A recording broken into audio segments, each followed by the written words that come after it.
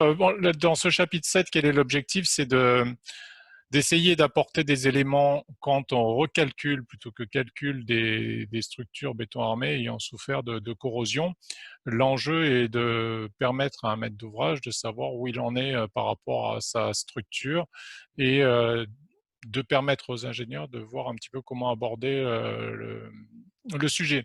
Alors le sujet est vaste, il ne s'agit pas de refaire un règlement, à savoir que les Eurocodes sont en cours d'évolution et à l'horizon 2024 ou peut-être 2026, on devrait avoir des Eurocodes avec des parties qui sont consacrées au recalcul des ouvrages, donc ça devrait permettre dans les années à venir d'éclairer, même si on ne retrouvera pas forcément des équations permettant à n'importe quel ingénieur de faire ces calculs, ce qui est peut-être aussi une bonne chose.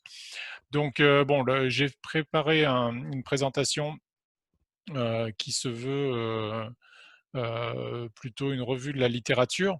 Vous verrez donc que j'essaye de cibler sur les effets de la corrosion du point de vue de la mécanique des matériaux et puis des structures, d'aborder le sujet du calcul et de voir quels sont les éléments à prendre en compte et la façon dont il faut s'y prendre. Et puis un dernier volet concernera des perspectives avec l'apport d'approches différentes que celles qu'un ingénieur peut avoir au quotidien avec des approches fiabilistes et l'apport du numérique.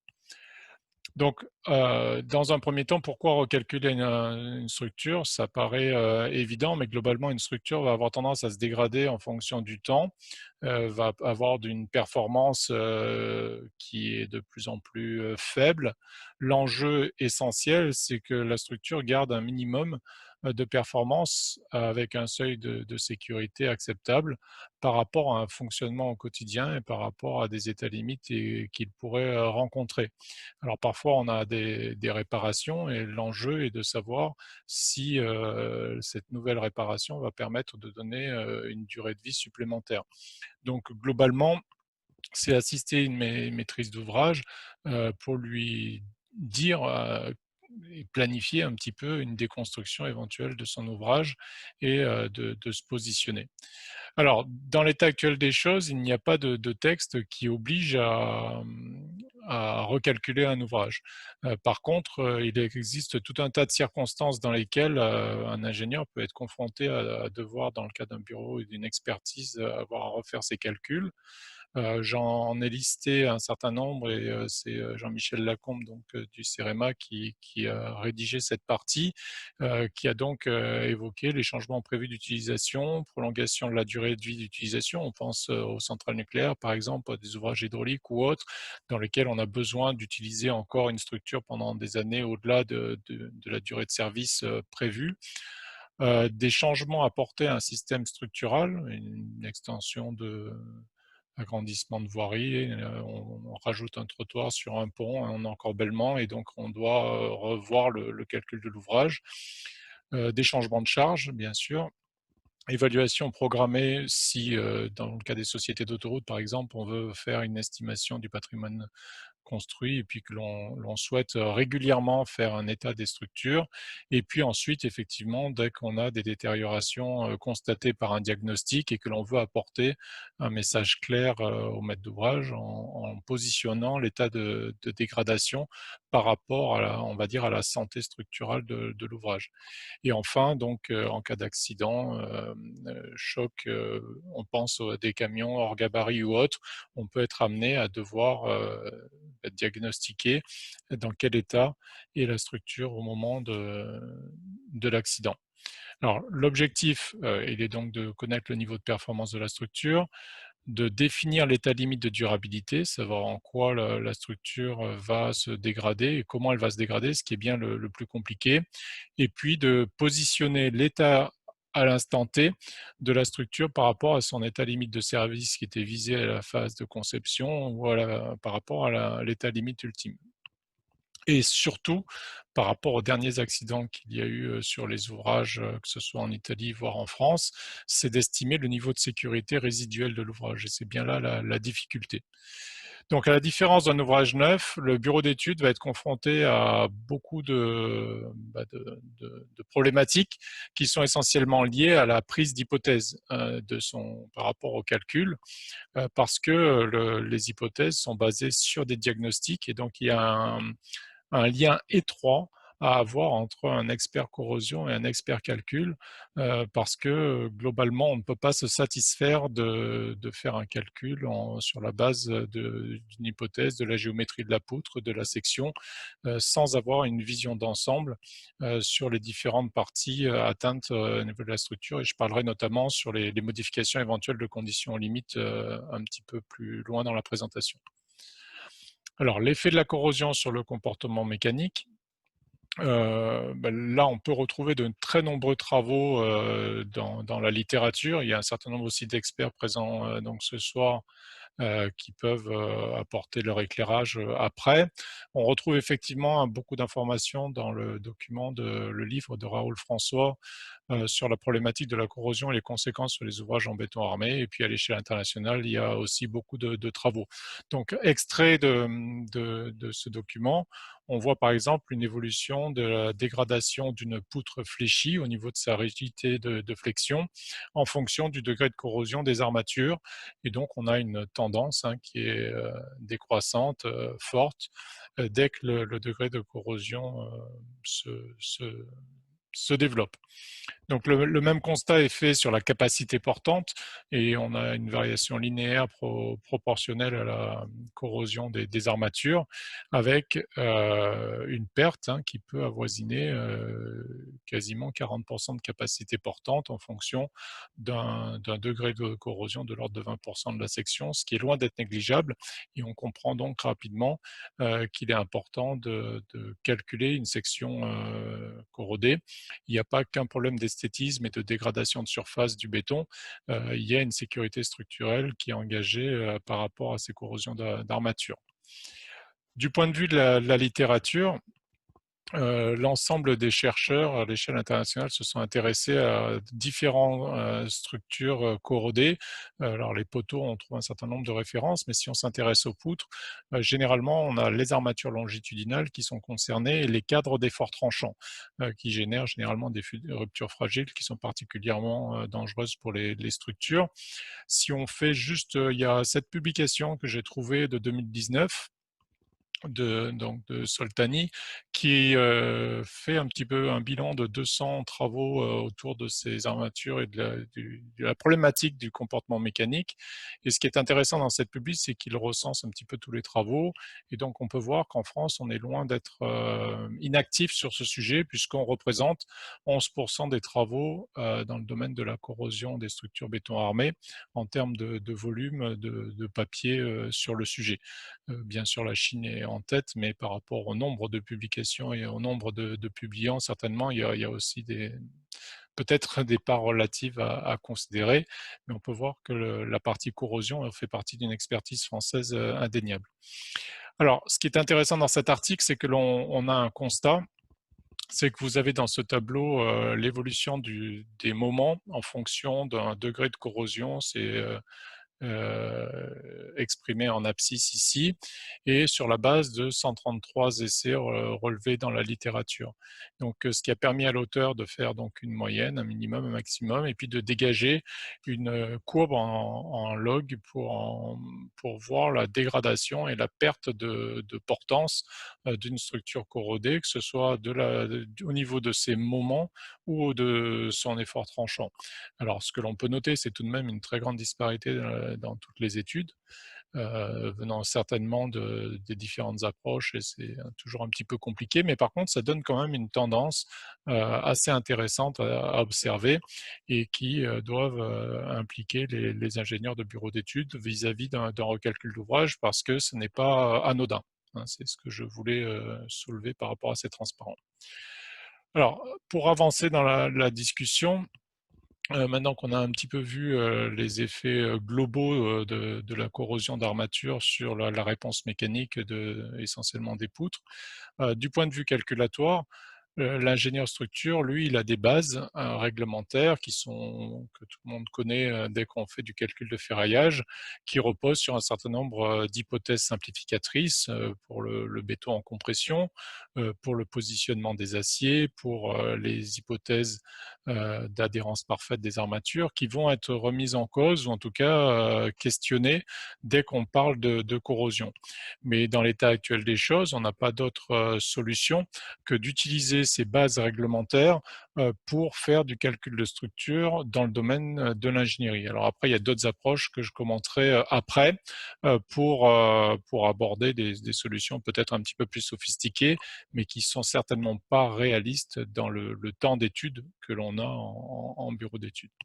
Alors, si on récapitule très rapidement ce que doit faire un projeteur ou un ingénieur structure dans le cas d'une construction neuve, généralement, il a des hypothèses à valider du point de vue géométrique pour faire en sorte que les structures qu'il dimensionne soient, on va parler de structures sous-armée, hein, à éviter la rupture de la structure par compression du béton.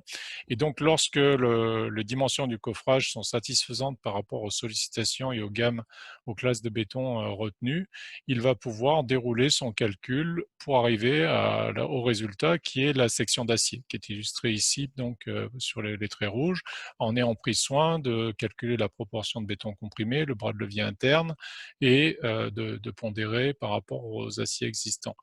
Alors, connaissant la sollicitation sur sa structure, il sort donc des ratios d'acier, des sections, dans le cas d'un calcul d'un ouvrage neuf. Alors, dans le cas d'un recalcul, on va être confronté à la même démarche, aux mêmes hypothèses.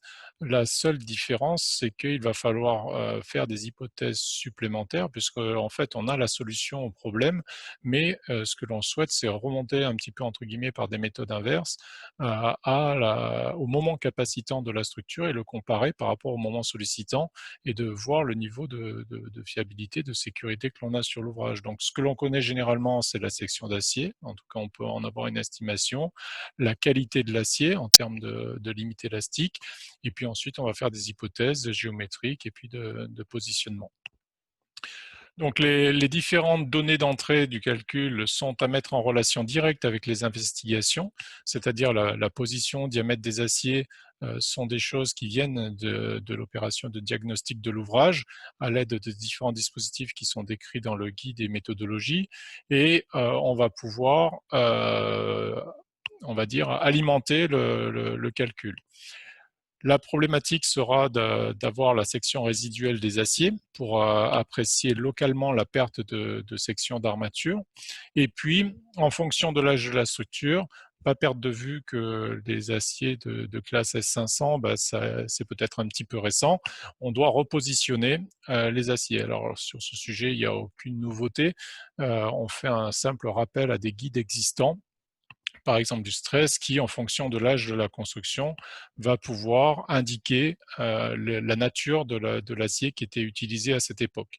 Donc, si on résume la situation, on doit avoir globalement des jeux de données de départ qui sont nécessaires à tout calcul de béton armé, section d'acier, géométrie, nature et classe de résistance du béton et puis des aciers. Alors, sur la problématique de l'évolution des sections résiduelles, parce que dire à un maître d'ouvrage que son ouvrage a telle capacité portante à l'instant T amène souvent une autre question, c'est oui, mais comment ça va évoluer dans les 5, 10, 15 prochaines années? Est-ce que je dois changer mon ouvrage? Pendant combien de temps je peux encore l'utiliser, etc.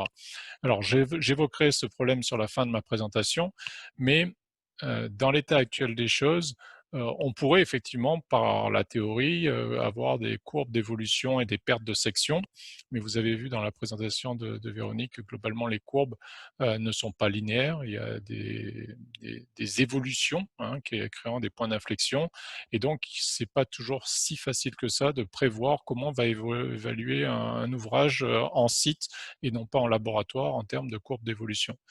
Et donc, dans l'état actuel des choses, il n'y a pas de modélisation consensuelle qui permet de se dire qu'un ouvrage qui est en classe XD4, etc., va suivre telle courbe d'évolution en termes de perte de section, et donc faire du calcul prévisionnel est hasardeux et peut-être un petit peu dangereux. Alors, au-delà de ces propriétés géométriques, section et puis section résiduelle d'acier et puis propriété du béton, on doit prendre en compte des paramètres singuliers que l'on mentionne dans le guide. C'est que la corrosion ne fait pas que réduire la section, elle modifie les propriétés de l'acier, alors avec une légère perte de la limite élastique, mais surtout une perte de déformabilité, c'est-à-dire que l'allongement en rupture va être réduite. Donc ça a été montré par Raoul François, l'INSA de Toulouse, et donc on insiste sur ce point. Là aussi, c'est difficile de mettre une loi. Simplement, sur des ouvrages qui vont être sensibles je pense par exemple à la zone sismique ou des ouvrages qui vont être sensibles à des problèmes de ductilité, bien prendre conscience que la limite élastique n'est pas forcément à 10 ou 25 pour 1000, mais qu'on risque d'avoir une rupture prématurée. Alors cet indicateur n'est pas forcément primordial pour faire simplement le calcul d'une capacité portante, mais je dis bien dans certains nombres de circonstances, il faut faire attention parce que les structures corrodées peuvent avoir un comportement légèrement plus fragile qu'une structure munie d'acier non corrodé. Autre impact, c'est la perte d'adhérence. Donc même si au début de la corrosion, donc ça c'est une illustration de ce qui s'était fait au LMT, donc en 2006, avec des essais pull-out sur des barres ayant subi de la corrosion, euh, vous avez une légère augmentation des capacités d'adhérence au début, parce qu'il y a des effets de pression latérale liés à l'expansion, à la corrosion, à la propagation de la corrosion, mais ce petit effet bénéfique se perd rapidement pour connaître une dégradation avec une perte de performance et d'adhérence. Donc là, par contre, du point de vue de l'ingénieur, c'est plus compliqué à intégrer dans le calcul, mais voilà, c'est des points de vigilance sur lesquels il faut faire attention parce que si on a une perte d'adhérence, le fonctionnement classique du béton armé ne fonctionne plus. Donc au-delà d'une certaine degré de corrosion, il faut avoir conscience que le comportement de section n'est plus représentatif du comportement global de l'ouvrage.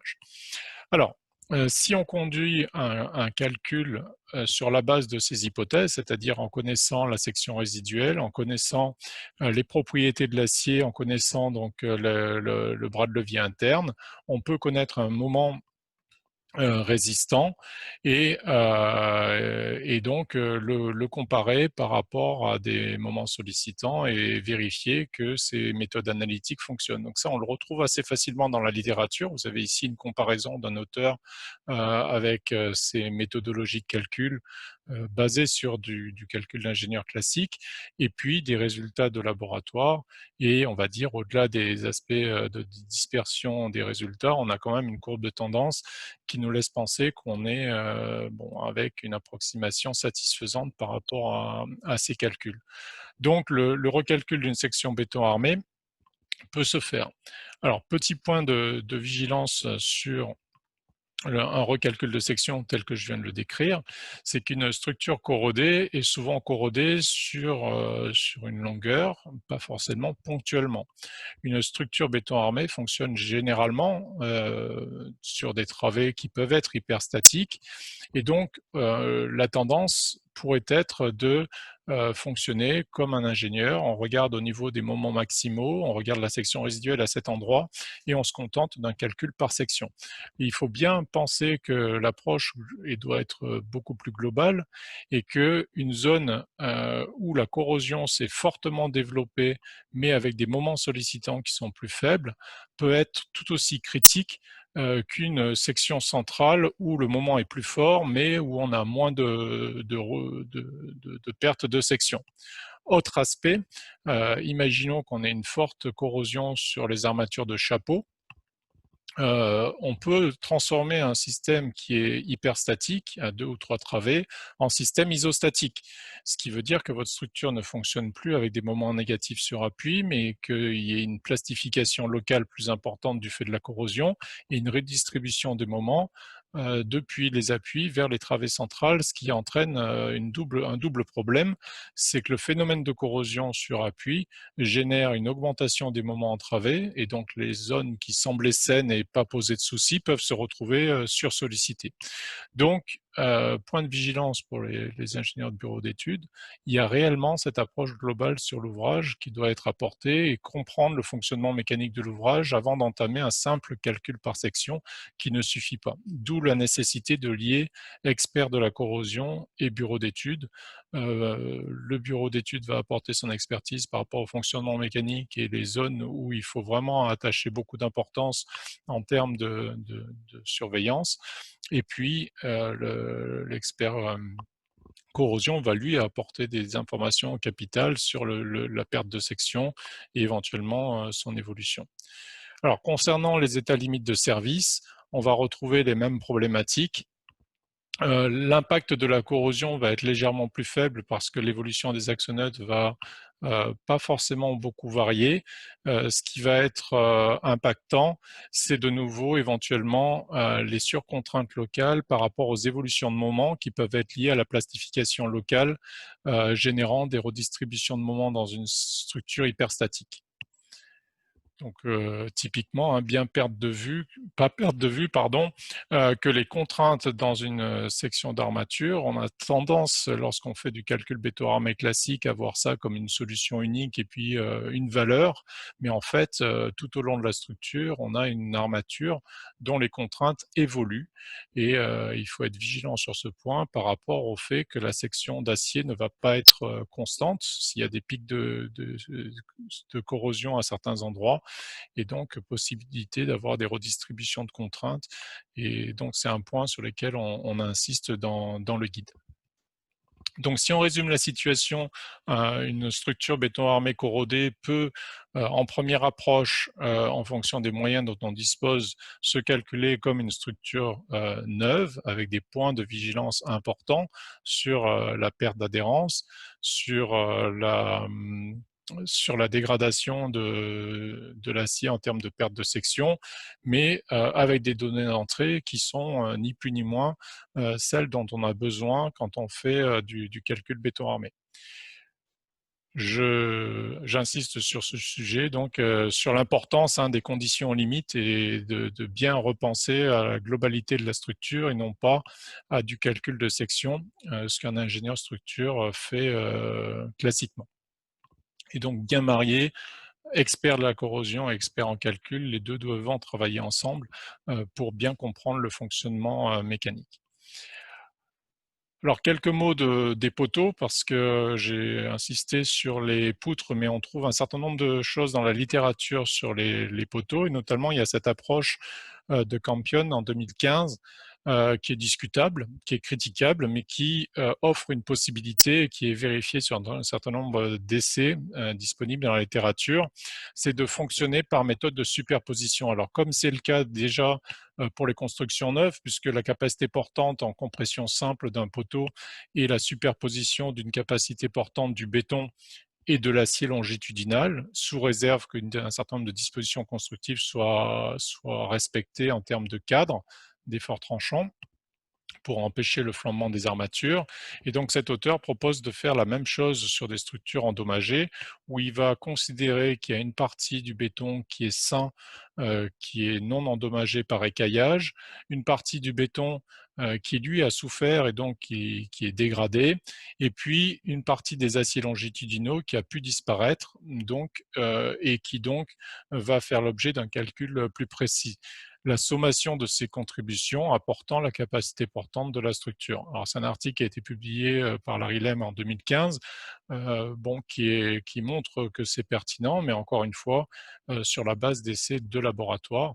Bon, ça apporte une solution à des questionnements par rapport à cela, même si généralement il y a un souci.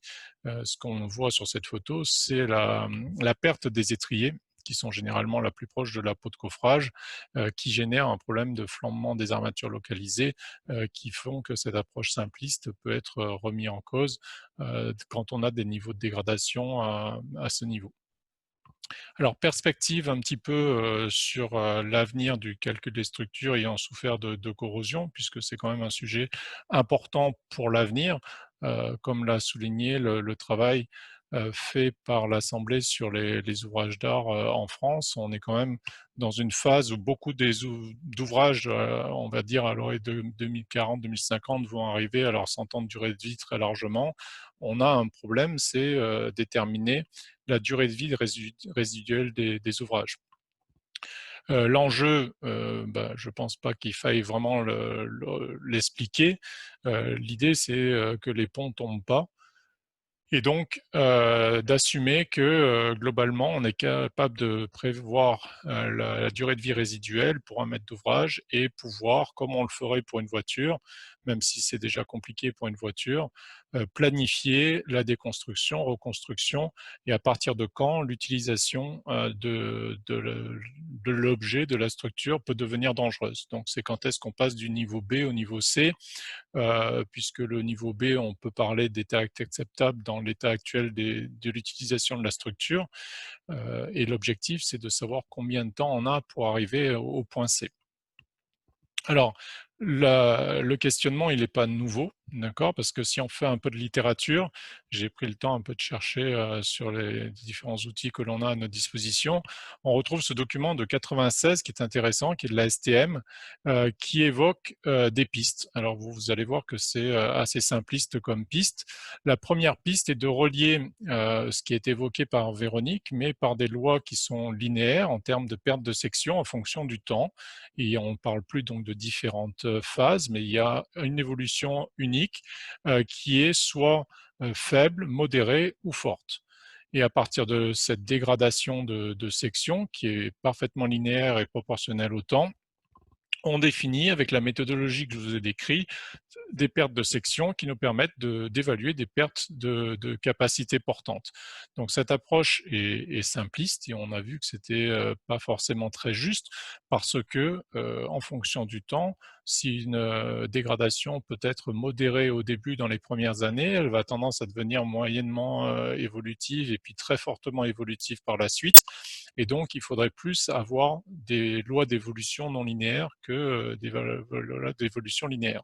Et puis, vous voyez, en fonction de la conséquence, que suivant les hypothèses que l'on prend, ben, on peut dire tout et n'importe quoi au client, puisqu'on peut soit lui dire, si on est assez optimiste, qu'il est encore tranquille pour 50 ans, ou alors que dans 5 ans, il faut changer son ouvrage. Alors, il y a d'autres quand même des approches depuis 96 qui ont essayé de conforter ces approches, qui sont des approches fiabilistes, où on va prendre des lois de variation sur l'ensemble des paramètres, et puis on va essayer de dégager des tendances. Donc on trouve pas mal de travaux sur le sujet dans la littérature. Je vais essayer de pas trop m'apesantir sur ces évolutions-là, mais globalement l'idée c'est de savoir qu'à partir du moment où on peut déterminer des variations potentielles de section, de perte de performance mécanique et ainsi de suite, on peut dégager des surfaces de réponse et en fonction d'un degré de corrosion, pouvoir dire au client, et c'est ça qui est important, que si on veut conserver un coefficient de sécurité, enfin pas de sécurité, mais globalement un coefficient bêta d'indice de sécurité sur son ouvrage de l'ordre de 3,8, ce qui est un peu recommandé par les Eurocodes, les limitations de charge devraient être à tel niveau en fonction du degré de corrosion. Donc on prend le problème à l'envers, c'est en fonction du niveau de sécurité que l'on souhaite avoir, on va avoir des charges entre guillemets admissibles qui vont être définies en fonction de cela. Alors ces approches-là, on n'en fait pas qu'en France, il y a des approches qui font de la même façon au Canada, alors qui intègrent une dimension intéressante, c'est l'effet un peu système, l'effet structure. C'est un article de Marc Jolin de l'Université de Montréal qui, en 2015, montre qu'en fonction de la typologie des structures, suivant que vous soyez sur un bipoutre ou sur un pont avec s'y-put, le niveau de fiabilité, de sécurité, le risque de défaillance n'est pas du tout le même, puisqu'on peut garantir, malgré la corrosion forte d'une poutre, une stabilité d'ensemble si on perd une seule poutre, ce qui est assez facile en fait à comprendre, mais dans son étude, il a simulé un pont exposé avec des selles de déverglaçage et avec des lois de cinétique de corrosion plus ou moins importantes, et il en tire comme conclusion qu'il est capable de prévoir pour un certain l'évolution de l'indice de fiabilité de la structure en fonction du temps, suivant la typologie de construction. Dernier volet de ma présentation va concerner l'évolution du numérique. Et là, je reviendrai vers les travaux de l'équipe de Véronique qui est la thèse donc de Loukil 2017, qui intègre des lois physiques, physico-chimiques et la mécanique. C'est-à-dire que globalement, on n'a plus deux mondes séparés où on a d'un côté les pertes de section par corrosion et de l'autre le béton et la structure qui se dégrade, mais on essaye d'intégrer la propagation de la corrosion et puis donc la fissuration de l'élément et donc la dégradation des interfaces et donc ensuite la perte de capacité portante. Donc l'ensemble de ces travaux se corrèle à des études laboratoires et on peut voir qu'on est, grâce à l'outil numérique, capable de reproduire au final les mécanismes de corrosion d'armature au sein d'une matrice cimentaire rigide. Alors ces travaux sont intéressants et font l'objet d'analyses encore un petit peu plus poussées de la part d'un certain nombre d'autres auteurs. Vous retrouvez par exemple cet article de Mohamed en 2018 qui lui propose d'intégrer de la même façon cette cinématique de corrosion à des structures, des poteaux soumis donc à de la flexion composée, et il intègre dans son modèle élément fini à la fois des problématiques de corrosion des armatures, mais aussi des dégradations d'interface. Donc son modèle est intéressant parce qu'il permet de simuler à la fois la cinématique de corrosion à l'échelle de la structure, mais aussi d'apporter des éléments de capacité portante de la structure en fonction de différents scénarios. Alors il impose des scénarios, bien sûr, avec des cinématiques plus ou moins avancées dans la corrosion, et la réponse des simulations numériques lui permet d'envisager des pertes de capacité portante en fonction de, vous voyez, différents niveaux de dégradation. Ici, vous avez la structure saine et en pointillé, la structure qui aurait perdu 3 cadres de confinement générant le flambement localisé de certains armatures. Alors, ces dernières approches sont bien sûr beaucoup plus compliquées à mettre en œuvre pour un ingénieur structure qui doit amener une réponse à un client en quelques jours, voire peut-être quelques semaines si on a un diagnostic un petit peu poussé de l'ouvrage, mais permettent d'entrevoir avec le BIM, l'évolution du numérique, etc., des pistes quand même intéressantes à l'avenir. Alors en quelques mots, parce qu'on arrive au terme et je voudrais garder encore quelques minutes pour un peu de discussion, ne pas perdre de vue que le recalcul d'un ouvrage, ce n'est pas juste l'affaire d'un bureau d'études ou d'un bureau de calcul qui ne fait que du neuf, hein. Il faut vraiment avoir une expertise dans le sujet. Il faut voir le calcul non pas par calcul de section, mais avec une vue d'ensemble sur l'ouvrage. Et puis, coupler les phénomènes physiques et mécaniques me permet vraiment une option intéressante. Voilà, donc j'ai terminé pour ma présentation. Donc on va proposer... Alors, je vais essayer de reprendre le relais parce que du coup... Alors oui, effectivement, oui, j'ai peut-être pas, je vais quitter le mode plein écran et puis prendre peut-être quelques questions et puis ensuite on va clore le débat parce que je vois qu'il y a beaucoup de personnes qui doivent partir et qui partent.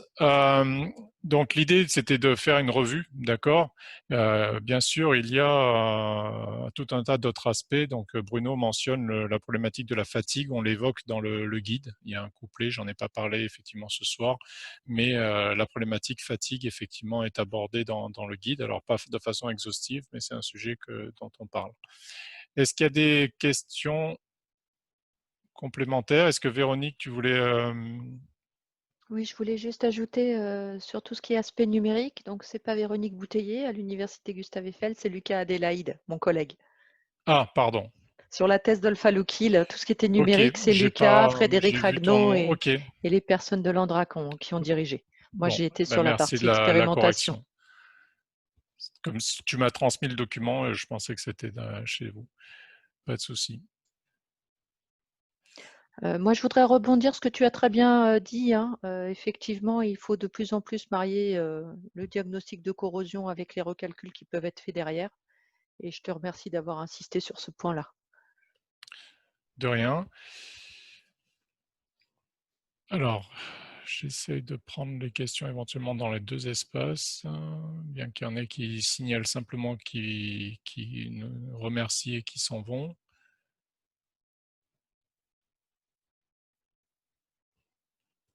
Bon, est-ce que vous voulez revenir sur, pour les personnes qui sont restées, sur des points qui ont été abordés?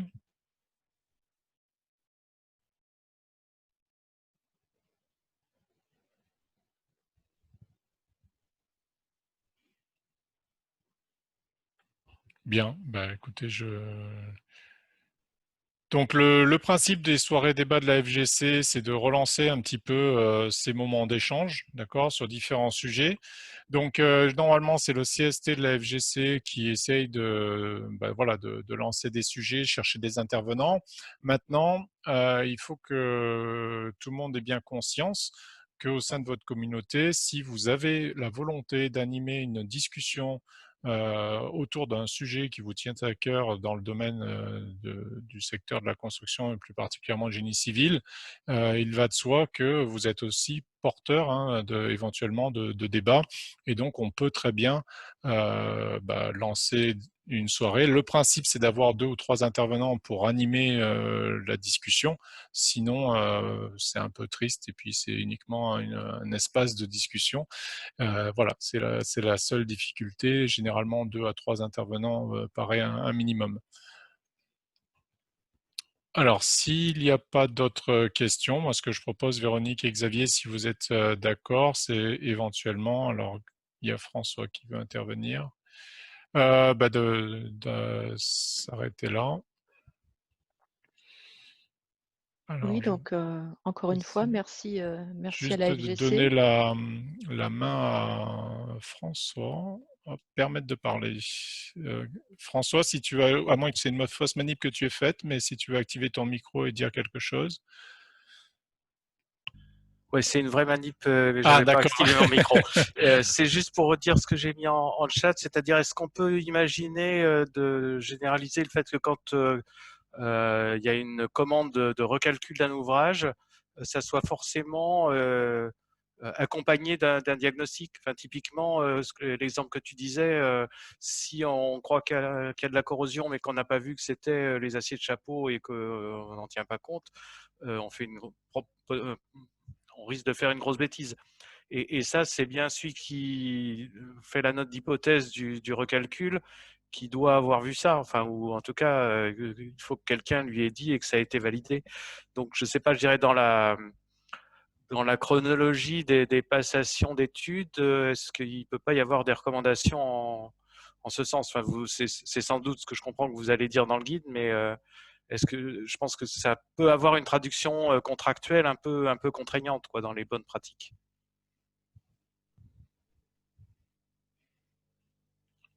Véronique?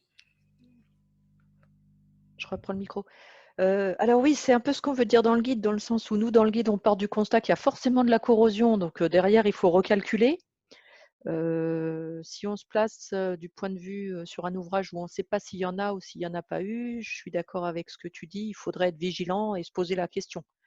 Au même titre que quand on fait d'autres types de réparations, on se pose la question si la réparation que l'on fait elle est compatible avec d'autres pathologies ou pas. Donc oui, pour répondre à ta question, c'est oui. Mais ça veut dire que du coup, c'est vraiment les maîtres d'œuvre et les maîtres d'ouvrage quand ils font cette commande. Enfin, pour moi, le recalcul, il se situe dans une démarche d'ensemble. On évalue l'ouvrage, probablement on aura des travaux de réparation à faire, etc. Et donc, il faut que le recalcul il soit préalable à un bon diagnostic, de même que les réparations doivent être préalables doivent suivre un bon diagnostic pour être faites au bon endroit et avoir des chances de durer, quoi. Tout à fait. Et dans la méthode qui était utilisée, c'est bien une démarche pas à pas, c'est-à-dire que si on voit que la corrosion n'est pas la cause de la pathologie, inutile d'aller plus loin. Si on voit que c'est vraiment une cause et que derrière, il va y avoir de la dégradation mécanique qui va prendre en compte un certain nombre de paramètres dans le calcul, là, il faut le prendre en compte. Et ce que tu sous-entends, François, c'est qu'il faut aussi être proactif, c'est-à-dire que le recalcul peut être aussi envisagé même avant le diagnostic sur un ouvrage pour insister sur les parties sur lesquelles il va falloir porter une attention toute particulière. C'est-à-dire qu'il faut quasiment un pré-calcul ou on va dire un calcul Alors, avant diagnostic ou pour le savoir. calcul avant diagnostic, je pense que normalement, on devrait le trouver dans le dossier d'ouvrage. Oui. Non, moi, je voulais bien dire que c'était le diagnostic de corrosion, il doit être fait de façon assez large, parce que ce que tu as dit, les zones critiques vont pas forcément être les zones de moment maxi, ça peut être les zones de moment faible, mais où il y a tellement peu d'acier que si cela ne Oui. change pas. C'est ça. Il y a Bruno qui voulait ajouter quelque chose. Oui, enfin, je dirais dans la logique, en tout cas de la gestion des ouvrages qu'on a développés jusqu'à présent, je dirais si on voit de la corrosion, il y a d'abord un diagnostic de corrosion à faire. Et pour essayer d'évaluer l'ampleur des désordres dus à la corrosion, y compris ce qui est caché et ce qu'on ne voit pas. Oui. Bon. Et puis, c'est à partir de ce diagnostic de corrosion qu'on décide ou pas de faire un recalcul, parce que si on estime qu'avec ce diagnostic de corrosion, ça peut mettre je dirais, en problématique la capacité structurelle de l'ouvrage, alors on s'achemine vers un recalcul de la structure. Mais le recalcul n'est pas systématique voilà, et fonction du diagnostic qu'on a fait. Et ce que je peux ajouter également, c'est qu'il s'agit pas seulement dans le cas où la dégradation corrosion est importante de recalculer l'ouvrage par rapport à sa capacité structurelle, enfin son intégrité structurelle. Il faut aussi, dans certains cas, recalculer en fonction de la réparation qui est préconisée. Donc typiquement, une Oui. protection cathodique avec treillis où on va ajouter une surcharge à l'ouvrage ou bien une protection cathodique avec des anodes internes, c'est deux solutions qui peuvent être préconisées en fonction de comment mécaniquement l'ouvrage va se comporter. Donc c'est aussi un besoin dans le recalcul par rapport à une préco de réparation. Ça peut être vu comme ça également. Ok.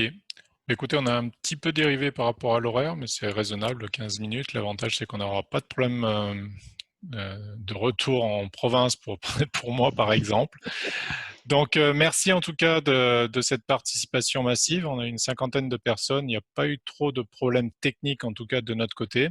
L'ensemble a été enregistré. Alors, je vais regarder ce que cela donne si je coupe, si je mets uniquement les présentations. Et puis, on verra avec Didier comment la rendre accessible pour toutes les personnes qui pourraient être intéressées, ou si vous avez des collègues et que vous souhaitez leur demander, enfin, les inciter à regarder. Ça peut être aussi pratique d'avoir un lien au sein des entreprises pour revoir ces quelques parties succinctement en vidéo a posteriori. Donc, merci encore d'avoir participé. Merci. Et puis, bonne fin de semaine et puis à une prochaine fois. Merci à tous pour ces discussions intéressantes. À une prochaine fois. Merci Véronique et Xavier pour votre... Merci. Merci à toi, bientôt. Emmanuel. Très bonne soirée. Au revoir.